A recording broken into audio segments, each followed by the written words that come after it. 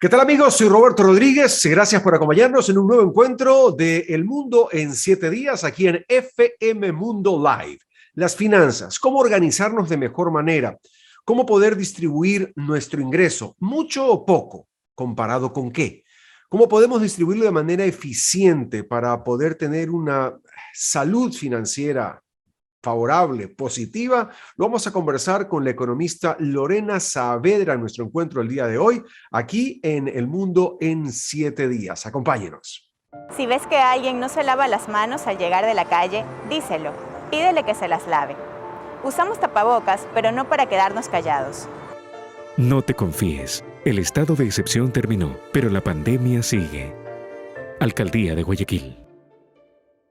Autorización número 0289. CNE, Elecciones Generales 2021.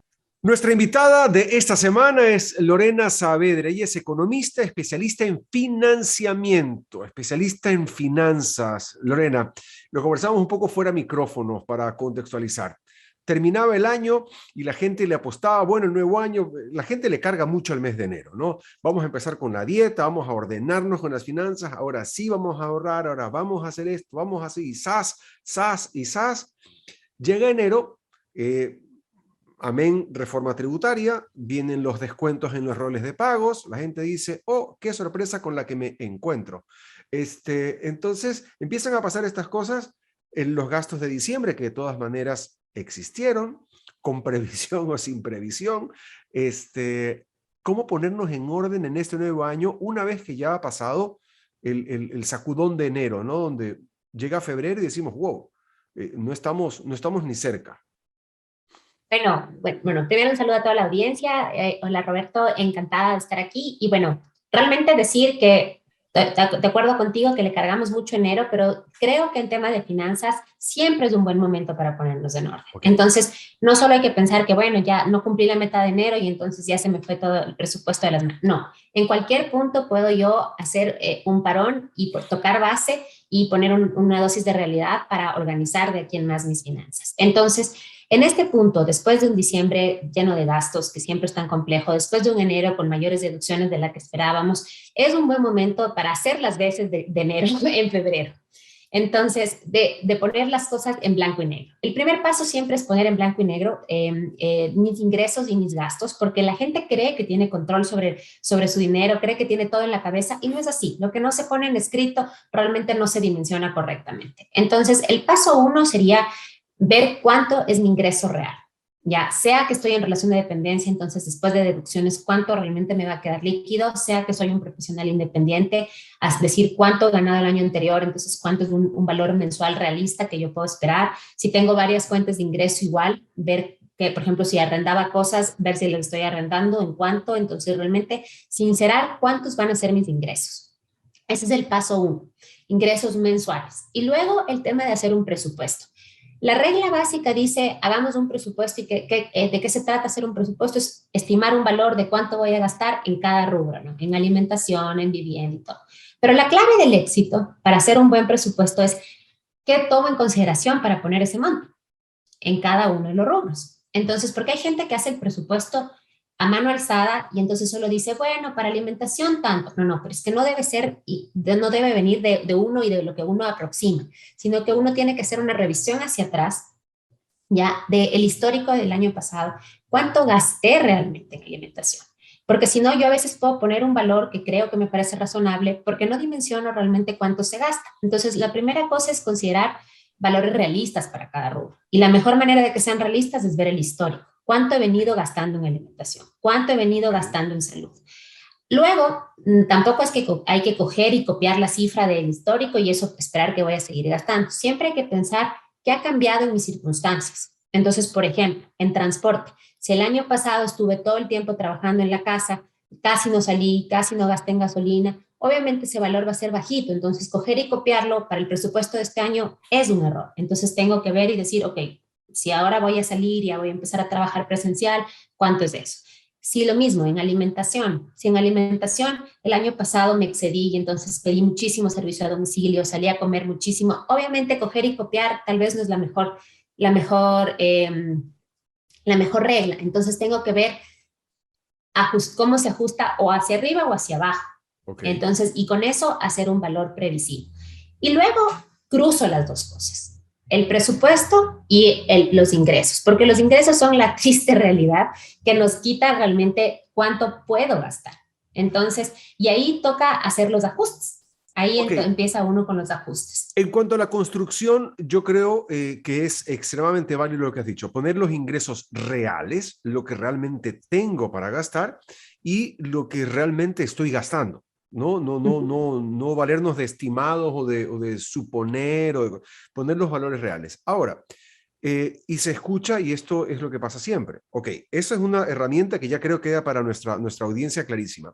Sin embargo, escucho a personas de todos los niveles, los que ganan para unos mucho, para otros es poco, depende. Pero en todas estas economías, a nadie le alcanza. Es decir, a nadie le alcanza. Todo el mundo dice, no, pero ¿cuánto ganas? 5,000 mensuales y no me alcanza. El otro, yo gano un salario básico y tampoco me alcanza. A ver, al del salario básico que no le alcance, yo lo entiendo claramente, pero el de 5,000 que no le alcance, entonces, y cuando hay diferentes tipos de ingresos, niveles de ingresos, a nadie le alcanza al final del día y siempre andamos con el lamento boliviano y no, ahí es que no me alcanza, nadie tiene capacidad de ahorro y demás. Entonces, ¿cómo lograr hacer que te alcance? Porque te digo, es extremadamente raro escuchar a una persona, no, sí me alcanza y logro ahorrar y eso es como que se sale de la norma cuando debería ser en cualquier medida un proceso normal de vida, el tener una capacidad de gasto anclada a mi ingreso y destinar algo para el ahorro. Mira, las razones por las que pasa eso es, uno, la gente que de plano no hace ningún ejercicio de planificación. Dos, la gente que planifica en un papel súper lindo, se sienta un día, hace todas estas cosas que acabo de decir, pero planifica, lo pone, guarda el papelito por ahí y luego en su vida es súper empírico y entonces nunca está ni cerca de cumplir lo que planificó, ¿ya? Y luego vienen las otras personas a las que les pasa este tema que no les alcance, ya son gente o que está sobreendeudada, ¿ya? Es decir, en algún momento adquirió más deuda de la que su ingreso real podía asumir para que se combine la deuda y los gastos del día a día, o gente que tuvo algún shock externo. ¿Qué puede ser un shock externo? Alguien de la familia tuvo reducción de salario, alguien de la familia perdió trabajo. Por ejemplo, si teníamos un bien que arrendábamos, dejamos de arrendarlo. Es decir, algo pasó que golpeó mis ingresos. Esas deberían ser las tres posibilidades de por qué no me está alcanzando. Entonces, claro, en esta última es la más crítica porque, claro, no depende de mí. Entonces me toca intentar ver cómo sorteo esta circunstancia de un ingreso menos. Pero las otras dos, la de no planificar o de dejar la planificación guardadita en un papel, son bastante controlables. Es decir, las personas podemos hacer un ejercicio de disciplina y empezar a sentarnos a ser más rigurosos en el gasto. Entonces, por ejemplo, una de las cosas que más se debe hacer, más allá de cuánto presupuesto o de si realmente planifique o no, es sentarme a ver qué gastos puedo recortar, porque mucha gente gasta en cosas, gente que tiene poquito ingreso, mucho ingreso, pero gastamos a veces en cosas innecesarias. Ejemplo, tenemos 4 servicios de streaming de televisión, además de servicio de cable. Y no me alcanza. Es que realmente usted tiene 24 horas al día para estar clavado en 4 servicios de streaming. ¿Ya? Entonces, recorte. Ya. La gente se suscribe a un montón de cosas en Internet, por ejemplo, que no usa. Compra aplicaciones pagadas de cobros recurrentes. Ya, por ejemplo, hay gente que se ponen estos membresías y clubes, o sea, clubes de puntos y cosas así, de distintas cosas, desde los de las tarjetas de crédito hasta los que les ofrecen en planes vacacionales y cosas así. Entonces, de pronto esas cositas chiquitas se empiezan a acumular. Entonces, si yo puedo hacer una sentada de ver en qué estoy gastando, seguro en cada rubro, en alimentación, en salud, etcétera, me voy a ir dando cuenta en dónde estoy pagando de más. ¿Ya? Donde hay cosas que yo puedo recortar independientemente de cuánto gano. Ahora, evidentemente, claro, eso obedece a hacer un análisis serio hacia adentro y ver, porque claro, te empiezan a llegar, ahora me parece que ya pasó la ley, no sé si ya pasó o está por pasar, la de evitar los servicios no solicitados y contratados, que sobre todo te vienen con temas bancarios, tarjetas de crédito y demás, que a veces te empiezan a poner desde los 99 centavos del esto, el seguro de ni sé cuánto y cosas, en fin. Pero más allá de esas cositas que se pueden ir recortando, ¿existe alguna norma, algún porcentaje que se pueda establecer de mi ingreso? ¿Cuánto es lo que yo debo destinar, por ejemplo, a arriendo? ¿Cuánto debería destinar a alimentación? ¿Cuánto puedo destinar a endeudamiento? Porque la tarjeta de crédito es un arma de doble filo y hemos visto y estamos viendo hoy, producto de la pandemia, donde se han cambiado los procesos de trabajo, donde mucha gente ha perdido su fuente de ingreso regular y se ha recurrido a la tarjeta de crédito para el endeudamiento y luego vienen estos pagos de los mínimos y se hacen una bola de nieve que no se terminan de pagar nunca. Entonces, ¿hasta dónde me endeudo? ¿Hasta dónde es prudente endeudarme dependiendo de mi ingreso? Bueno, a ver, la regla general dice que deberías ahorrar al menos el 10% de tu ingreso. Al menos el 10, o sea, yo debería diezmarme a mí mismo. Exacto. Okay. Exactamente. Luego, en términos de endeudamiento, te dicen que deberías tener un endeudamiento de más o menos 40% de tu ingreso. Ese sería el máximo que tú puedes realmente asumir sin que comprometa tu día a día. Okay. En este 40% está incluido el hipotecario. Entonces, si la gente no está arrendando, ahí hacemos un overlap entre el gasto de deuda y el gasto de vivienda, porque lo que yo pago en crédito hipotecario debería ser parte de ese 40%. Luego, evidentemente, en el endeudamiento hay distintos tipos de endeudamiento. Entonces, una cosa es el hipotecario que yo voy a pagar por 5, 10, 12, 15 años, ¿ya? Y otro es el de tarjeta de crédito, que son cosas que, por ejemplo, a fecha de hoy puedo estar sobreendeudada porque me gasté de más en diciembre, pero a marzo ya voy a ir aflojando ese presupuesto y voy a quedar libre. Entonces, tenemos que aprender a ver cómo estamos y por eso es importante sentarse al tema financiero, no al comienzo del año y nada más. Sería bueno que nos sentemos cada mes a ver cómo me fue, qué tengo que ir regulando. Entonces, si el mes anterior me sobreexcedí, entonces este mes, ¿cómo puedo compensar? Y así. Entonces, por ejemplo, en el tema de esto que decíamos de a la gente que no le alcanza, si caigo, o sea, si la razón por la que no me está alcanzando es porque realmente estoy sobreendeudado, ahí viene un tema de hacer una gestión de pasivos.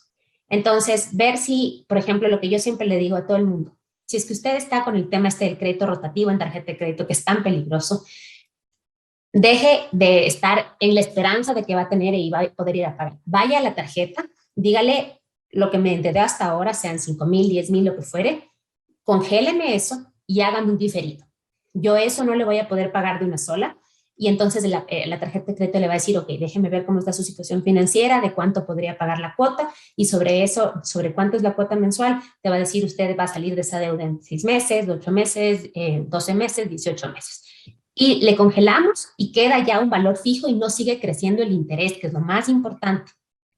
Ok, eso es posible de hacer porque, posible. Claro, un poco en favor de enriquecer a la audiencia. Dicen, no, lo que pasa es que me alcanza para el mínimo, voy pagando el mínimo, pero nunca termino y mucha gente no sabe que sí puede acercarse a la tarjeta de crédito y decirle, señor, esto es lo que estoy debiendo, no puedo pagar, difiérame y te congelan el capital sobre interés a la fecha, ¿verdad? Y eso Exacto, no sigue creciendo el capital sobre capital. Es totalmente posible y además hay otra cosa, que el rato que se hace ese diferido, obviamente cuando ya te calculan cuánto va a ser el valor de la cuota, ese valor ya entra en tu cupo mensual. Entonces, si supongamos tú tienes un cupo mensual de 1,200 y de lo que has acumulado porque te excediste en deuda en muchos meses atrás, ese valor ya de 6 te suma una cuota de 500, significa que en tu cupo de 1,200 ya cada mes va a estar automáticamente consumido 500, con lo cual tú tienes solo 700 para gastar. Y entonces, obviamente, eso es un choque de realidad, pero en muchos casos es lo que mucha gente que no ha tenido la disciplina financiera necesita. Es decir, que le corten, que le cierren el grifo y que no le den la posibilidad real de seguir gastando. Claro. Entonces ya con eso también un poco nos ponemos en orden porque ya sabemos que ya no podemos gastar, o sea, la tarjeta no va a pasar después de los $700 cada mes y yo voy a tener que pagar los 1,200, por ejemplo, para el caso del ejemplo. Me parece una alternativa eficiente, sobre todo para poder ponernos en orden, porque caso contrario, esas deudas, y se escucha a diario, el tema de la tarjeta de crédito, la deuda recurrente, y no puede, la gente se empieza a asfixiar con esto y no logra salir del problema, porque cada mes sigue paga, y la deuda no se termina de extinguir. Entonces, hablamos un 40% destinado a lo que es endeudamiento, 10% al ahorro y el otro 50% más o menos, ¿de qué manera lo dividimos? El gasto del día a día. Ahí sí realmente no hay reglas específicas porque depende mucho de tu estilo de vida. Entonces, por ejemplo, qué sé yo, un adulto mayor seguramente gasta más en salud porque tiene tratamientos recurrentes. En cambio, por ejemplo, un soltero, seguramente el rubro de alimentación y salidas a entretenimiento es más alto porque está en la edad de eso. Entonces, realmente ahí es más difícil. Pero lo que sí es que deberíamos hacer una planificación realista de eso. Y, por ejemplo, otro de los errores es no presupuestar gasto para ocio.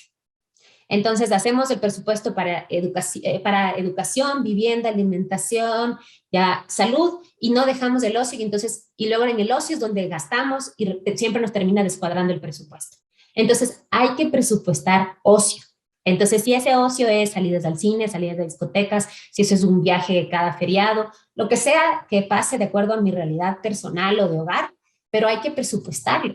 Porque si es que yo lo presupuesto, o sea, entonces por decir algo, yo soy una persona que no me gusta salir en el día a día, pero que soy infaltable en los feriados, en la medida en la que yo le asigne un presupuesto de eso mensual, yo ahorro, entonces cuando me voy al feriado no me endeudo. Claro, porque ya sabes que este dinero está destinado para eso, tomas tu fondo de ocio y lo utilizas para irte el feriado. Me parece que tenemos que ser más disciplinados, esa es la historia, tenemos que ser más disciplinados y más ordenados, más aún en tiempo de escasez, cuando la economía hay que administrarla con pinzas de cirujano en favor de poder ir avanzando en esta economía en la cual sí, van cambiando las reglas del juego al paso del tiempo y cada vez uno se va teniendo a cosas diferentes.